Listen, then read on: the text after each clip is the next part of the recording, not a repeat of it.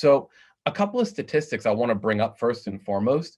About 88% of podcast listeners are listening to every episode that a podcast has to offer. And this could be even in terms of not just new content, but even in channels that have evergreen content, that being content that isn't time sensitive, things that you can come back to 3, 4 months down the line.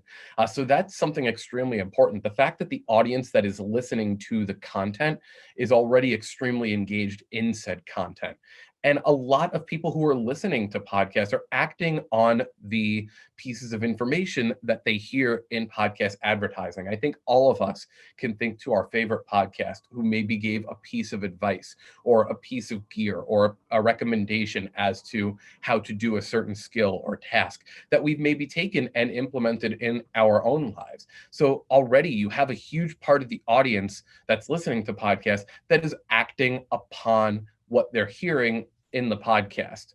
Now, that's what we just talked about, right? We just talked about how podcasters are already invested in the content that they're listening to. What podcast advertising also gives you the ability to do is really target your specific niche market.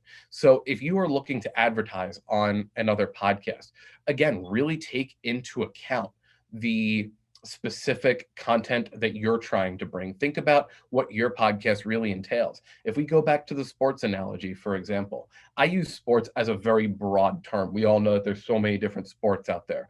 Soccer, we have football, we have baseball, we have all of these different things. We have wrestling.